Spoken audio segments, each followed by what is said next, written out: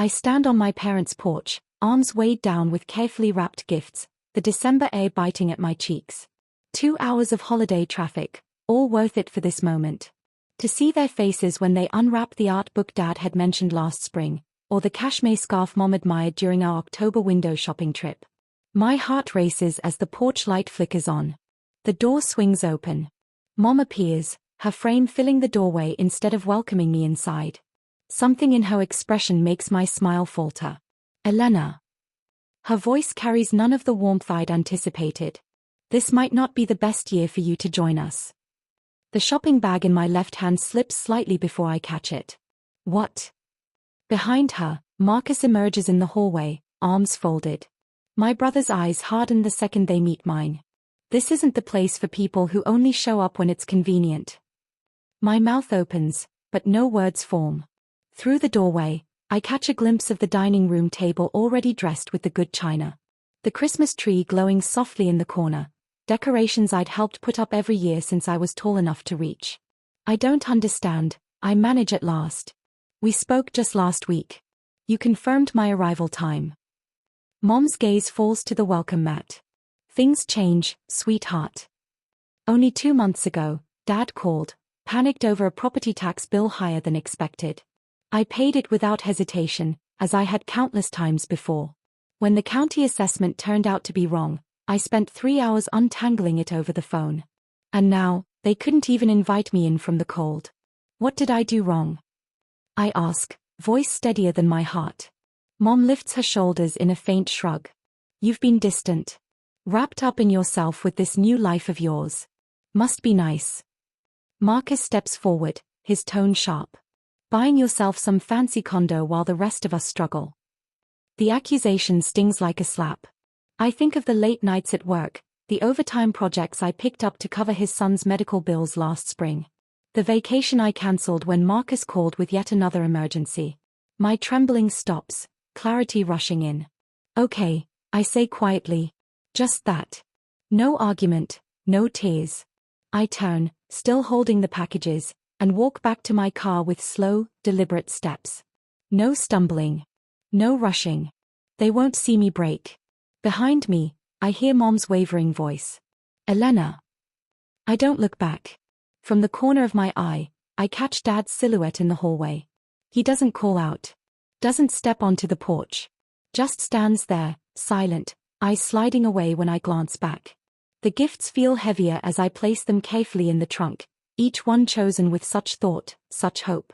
Even presents for my niece and nephew, wrapped in paper they picked out during their last visit to my condo. The contrast sears. My arms full of gifts for a family that refused to let me in, their empty hands reaching only when they wanted more. If I walk away now, I risk losing the only family I have. Years of Christmas traditions, shared laughter, and memories that shaped my life. But if I stay, I accept that my worth to them has always been measured in dollars and favors, not love. Sliding into the driver's seat, I catch one last glimpse of the three of them framed in the doorway. Mom's hand half raised, whether a wave or a plea, I can't tell. Dad's gaze fixed on some far-off point beyond the driveway. Marcus's stance victorious, shoulders loose now that he thinks he's won. I start the car and pull away, the Christmas lights of my childhood home shrinking in the rearview mirror. 5 minutes later, I pull over, the engine humming to keep me warm while holiday lights blink cheerfully from nearby houses. The gifts in my trunk mock me with their bright paper and careful ribbons. My hands tighten on the wheel as memories flood in, no longer softened by obligation. I open the spreadsheet I'd made last month for tax purposes. The numbers glare back. Over $11,000 in mortgage payments for Marcus and Maribel in the past year. Weekly piano lessons for Sophia, $75 a pop. Summer camps for both kids, science for Sophia, baseball for Ethan, nearly $3,000 gone. The numbers blur as nausea grips me. I remember canceling my trip to the Oregon coast when Marcus called about another medical crisis. 3 days off work wasted, the non-refundable cabin rental lost. Yet, the hospital bills he swore he'd forward never appeared. Where did the money go? This wasn't about a single Christmas dinner. This was years of being exploited. Years of emergencies that somehow always came with a price tag I was expected to cover. The dashboard clock blinks 7:43 p.m. I should be on my way home, nursing my wounds in silence. Instead, I shut off the engine and head back toward the house, my boots crunching over frozen gravel. This time, I don't bother knocking. I push open the door, and the scene inside feels staged. Marcus lounges on the couch, feet up on the coffee table, scrolling through his phone. Mom and Dad stand awkwardly in the kitchen doorway, wine glasses in hand. 3 pairs of eyes swing to me. What? No lock for the uninvited. My voice is steady, though my pulse isn't. Mom steps forward, hand hovering near her throat. Elena, sweetheart, we thought you'd gone home. Why would you think that? Because you told me to leave. My gaze lands on Marcus, who doesn't even bother to stand. Don't be dramatic, he mutters, eyes barely lifting from his phone. Nobody told you to leave. The scent of roast turkey and cranberry sauce wafts through the room. My stomach knots at the thought of them sitting down to dinner without me, using the very china I'd unwrapped each Christmas. Someone with your job doesn't need family the way we do, Mom says, setting her wineglass down. You've got your new condo and your city friends. You've been slacking, Marcus adds, finally looking up. We've all noticed. Beside him, Maribel shifts uneasily on the sofa, eyes cast down. She can't meet my gaze. Families help each other, Dad mumbles, still hovering at the doorway. Always have. The meaning is clear, families help each other financially. So because I finally bought a place to live, after years of helping all of you, I'm not family anymore. I step further into the room. Nobody's saying that, Mom says quickly. You literally said that on the porch half an hour ago. Marcus lays his phone down with deliberate calm. Look, we're just worried about Mom and Dad. With taxes climbing and their fixed income, they might have to sell the house. The house they'd lived in for 40 years. The threat lands exactly where he aimed it. That's not what I meant, Mom protests, but even she doesn't sound convinced. They're not getting any younger, Marcus presses, his voice shifting into feigned concern. Would be a shame if they had to face their golden years alone. The truth slams into me with brutal clarity. This was never about Christmas dinner or the fact that I'd missed a few family gatherings. It was about money, it always has been. The rescinded invitation wasn't because I'd grown distant. It was a tactic, a way to keep me tied to their expenses. I glance at the framed photographs along the hallway. In every single one, I'm smiling, desperate to please. The dutiful daughter, the reliable sister, the family's personal ATM. Mom steps closer, her hand brushing toward mine. We just want things to be like they were, back when you were more involved. More involved with my wallet, you mean? The words fly out, sharper than I planned, but I don't retract them. That's unfair, Dad murmurs at last, finding his voice. Is it? I counter, eyes locking on Marcus. When was the last time you called me just to talk, without needing something? His silence is a confession in itself. And you, Mom, when was the last time you invited me over simply to spend time together, not to help with bills or chores? Her blinking quickens, gaze dropping to the floor. I nod slowly. Exactly. My tone steadies, no tremor left. So I'm family when you need handouts, but not family enough to sit at the Christmas table. You're twisting this, Marcus snaps, finally rising. After everything we've done for you. Done for me? I ask, the question slicing through the room like glass. No one dares answer. I inhale deeply, squaring my shoulders. If I'm not family enough to be welcomed, then I'm not family enough to pay your bills. The silence that follows crushes the air from the room. Mom's face folds in pain, Dad stares at the floor, and Marcus's eyes darken with hostility. As I turn toward the door, a thought flickers. Am I being too ruthless by cutting them off entirely? Would it be better to still provide some support with firm boundaries? Or is a complete severance the only way to end this endless cycle of exploitation? What would you do when the people meant to love you without condition only see your worth in what you can give? I close the door behind me, not waiting for their answer. They already gave it to me. I wake to sunlight filtering through curtains that aren't theirs, they are mine. Christmas morning in my condo feels foreign. The silence presses in like suffocating cotton. The tree stands tall in the corner, lights twinkling mockingly. Gifts sit beneath, untouched, with nowhere to go. My phone vibrates. A message from Aunt Carol lights the screen. Elena, why are you punishing your parents like this? Families should be together for Christmas. I stare until the words blur. That makes 12 relatives in 2 days. Meanwhile, the family group chat, created by Marcus, carefully excluding me, is alive with gossip. According to my cousin Jennifer, I've abandoned everyone because success has made me selfish. Setting the phone face down, I walk to the kitchen counter. The gifts I'd carefully chosen months ago are lined up like relics. The antique fishing lure for Dad gleams in the morning sun. Mom's delicate hand-painted ornament rests in its velvet case. The new gaming headset for Marcus. Stacks of books, clothes, and toys for the kids. Proof of my thoughtfulness, now rendered meaningless. From next door, my neighbor's Christmas playlist seeps through the wall, cheerful melodies grinding against my raw nerves. The doorbell rings.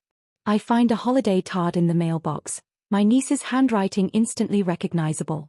Inside, next to crane-drawn Christmas trees, the words cut deep. I miss you, Aunt Elena. Why won't you come see us? Something shatters inside. I sink to the floor, clutching the card to my chest, the tears I'd dammed up for days finally breaking free. Every night, I wake at 3 a.m., replaying that porch scene. Was I really distant? Self-absorbed?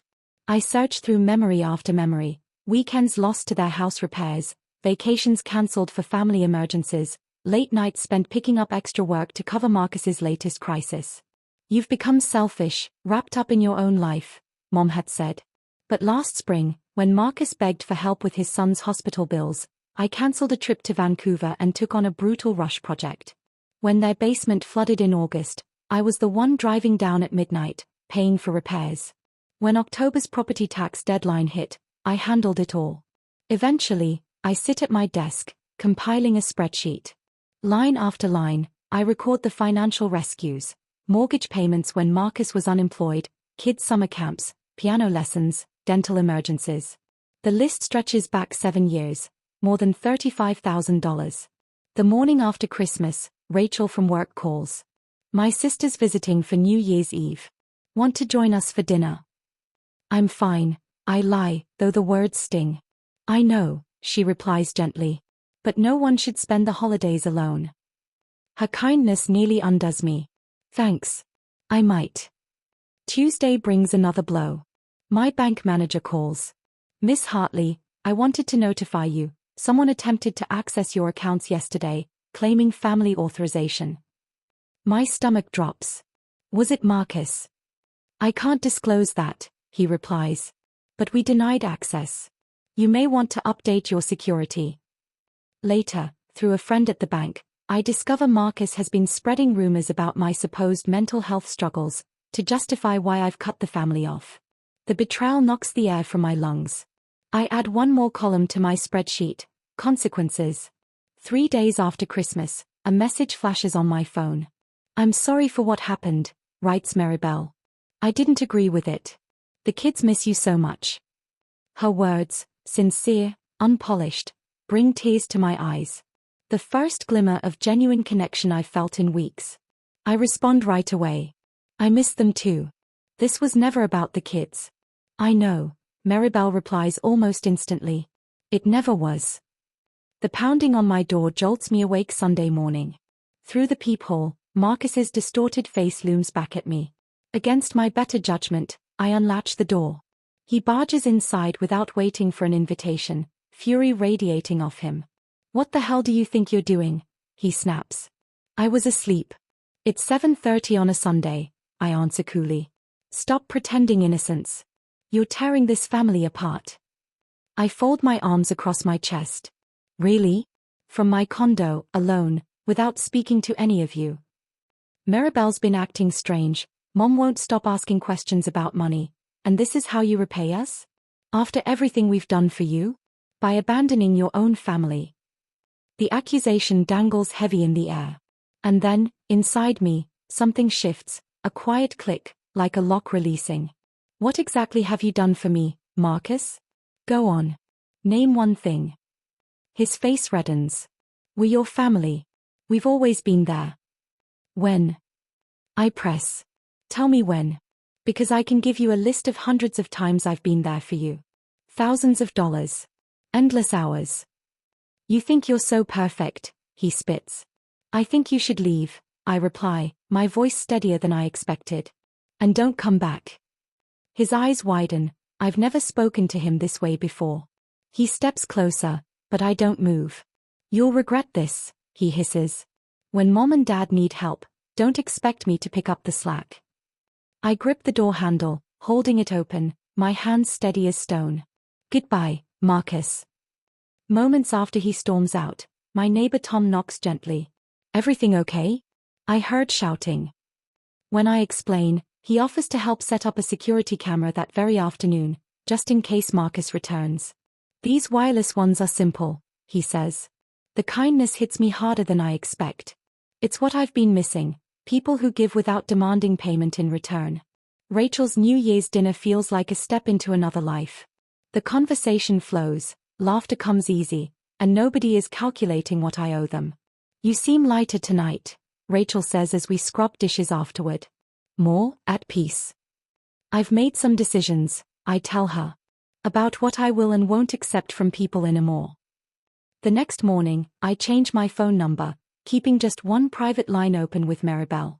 I book a meeting with my financial advisor to restructure my savings, finally investing in my future, not their emergencies.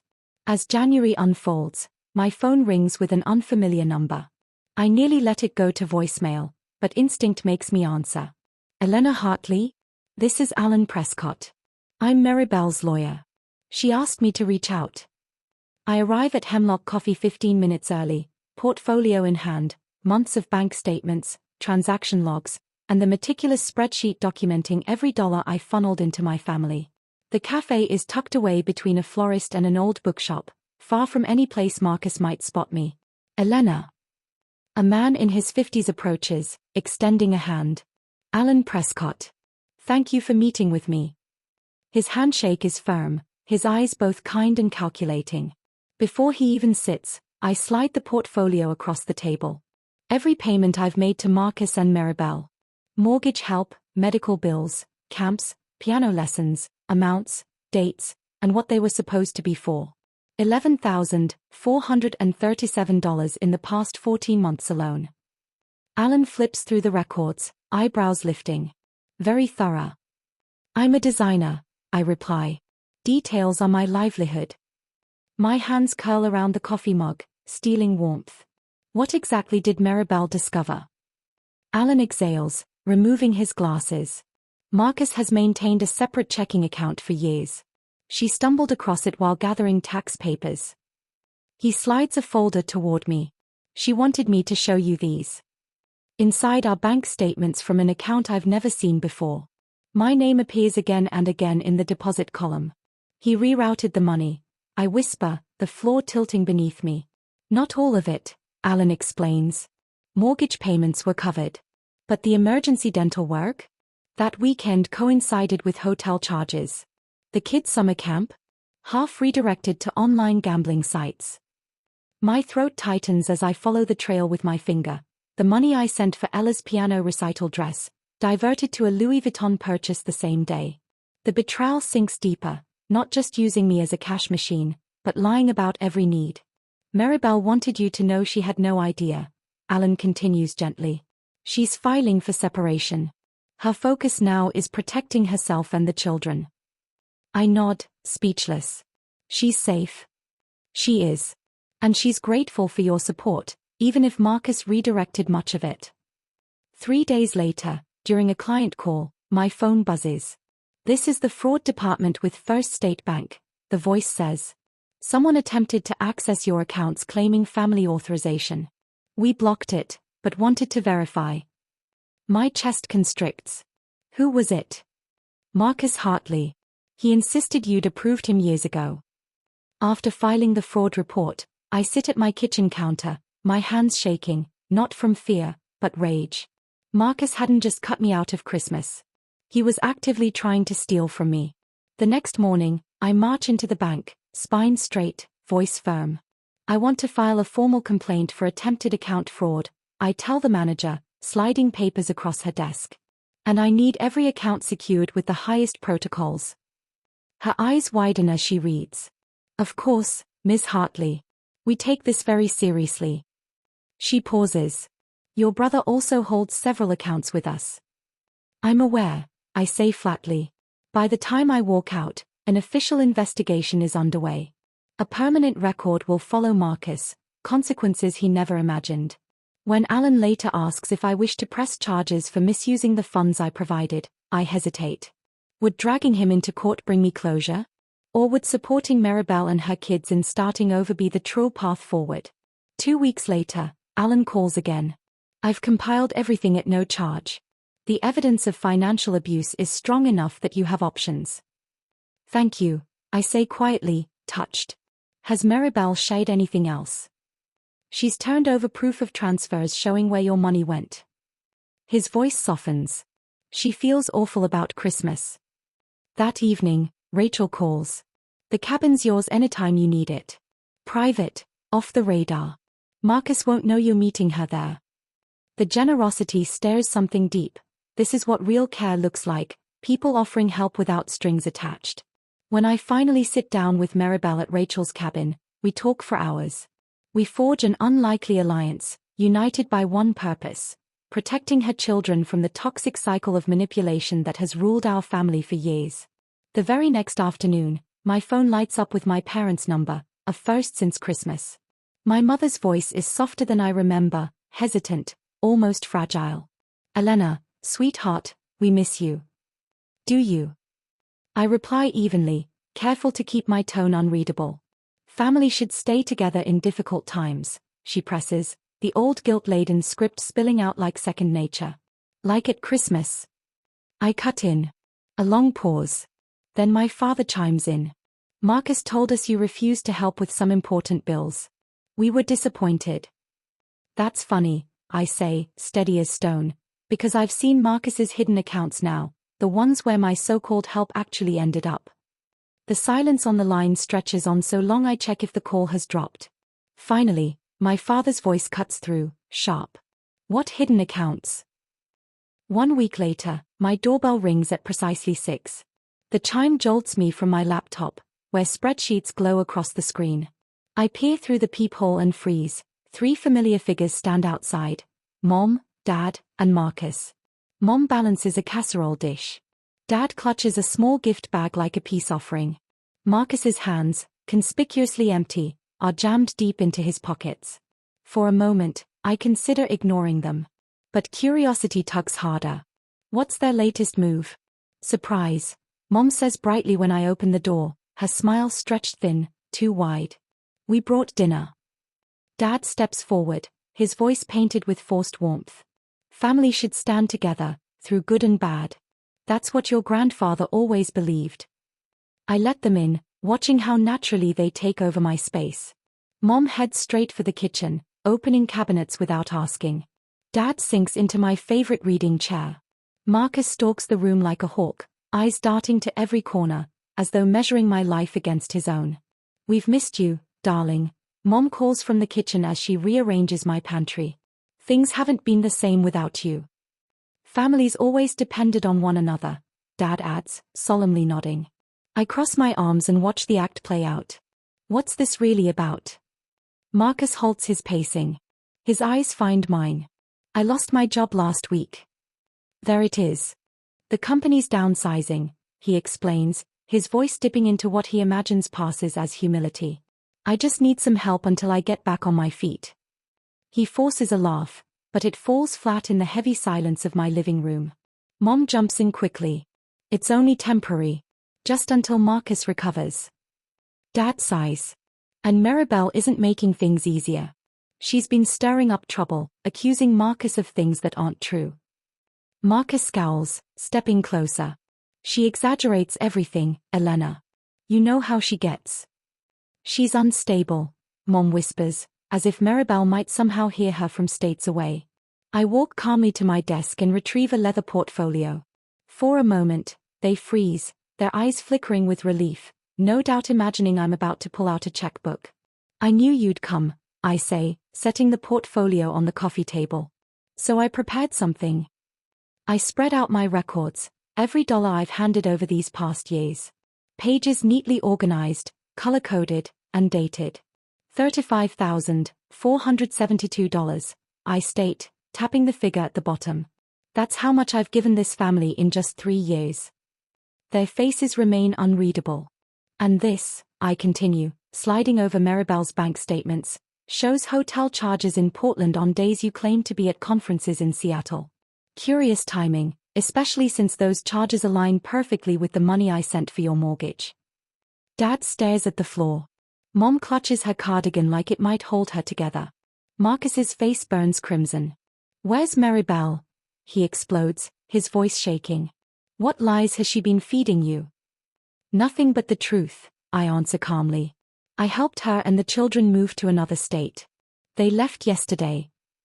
Mom gasps. Dad's head snaps up. You had no right. Marcus roars. I had every right, I reply firmly. I've also set up education funds for the kids, funds you'll never touch. From now on, my support goes directly to them. I glance at my bookshelf, once lined with family portraits. Now it's filled with travel souvenirs, gifts from students, photos with friends who cherish me for who I am, not for what I can give. My parents notice, and their unease grows. From my desk, I take out an envelope and hand it to my father. This states I'll continue paying your property taxes directly. But Marcus, I turn to him, my voice steady, you get nothing more. Marcus lunges, but Dad intercepts, unfolding the letter with trembling hands. His eyes widen as he scans it. You can't do this. Marcus sputters, panic cracking his voice. I'll pay everything back, just help me one last time. Mom bursts into tears. How can you do this to your brother? To us. And suddenly, everything is clear. Not anger, clarity. The question isn't how I could do this to you, I say. It's how you've been doing this to me. For years, I've been nothing but your ATM, not your daughter. Their silence says it all. I walk to the door and hold it open. Remember Christmas? When I wasn't welcome. I think that tradition works both ways now. Mom takes a hesitant step, but Dad grips her elbow, his face grim. Marcus doesn't move, his expression shifting wildly from fury, to shock, to pure desperation. As they shuffle toward the door, I reach behind the entry table and pick up a small, wrapped package, the last Christmas gift I ever bought before everything changed. I hand it to Marcus. For you. His fingers tremble slightly as he pulls away the wrapping paper, revealing a framed photo of his children laughing on a playground. Taped to the glass is a small handwritten note. They deserve better. Be better. Marcus stares at it, his lips parting as if to speak, but no words come. My father gently guides him toward the door. When they are gone, I stand alone in the quiet of my condo, wondering if Marcus truly understands the storm awaiting him. The loan applications, filed with my name as guarantor without my consent, are already under legal review. My phone buzzes on the table. A message from Maribel. It's a photo of the kids exploring their new apartment, their faces glowing with excitement. The caption reads simply, "Thank you for helping us start over." I save the picture, realizing for the first time the difference between being exploited and being genuinely needed. 3 months have passed since that icy December night. My condo no longer feels like just a place where I collapse after propping up everyone else. Now it feels like mine. The second bedroom has been transformed into a fully functional office, complete with dual monitors and an ergonomic chair that supports me during long design sessions. Freshly printed business cards sit neatly on my desk, Elena Hartley Design Studio. No longer just my name, now, my brand. Above the desk, a wall calendar hangs, neatly color-coded with boundaries I once never dared to enforce. Green blocks for client projects, blue for personal time, yellow for my volunteer hours teaching graphic design at the youth center. On Tuesdays and Thursdays, I sit with teenagers who are just discovering that their creativity has real value. Their thank you notes form a collage across my bulletin board, each one reminding me that generosity thrives when it has limits. You're really good at this, Jamal, a 16-year-old with a gift for logos, told me just last week. Nobody ever showed me I could make money doing what I love. His words stayed with me. They're still on my mind when my phone rings one Wednesday evening while I'm preparing dinner. My mother's voice cracks through the receiver. Elena, thank God you answered. The upstairs bathroom pipe burst, water everywhere. Your father tried fixing it, but now it's even worse. The familiar cycle begins, her desperation, my expected rescue. But this time, something's shifted. That sounds really stressful, I say evenly. I know a reliable plumber near you. I'll call him and take care of the bill directly. Silence stretches across the line. I can almost hear her lips parting, the old script forming. But wouldn't it just be easier if you sent the money? She finally asks. No, Mom. I'm glad to help, but this way works best for me. A pause. Then, softly, I suppose, that would be fine.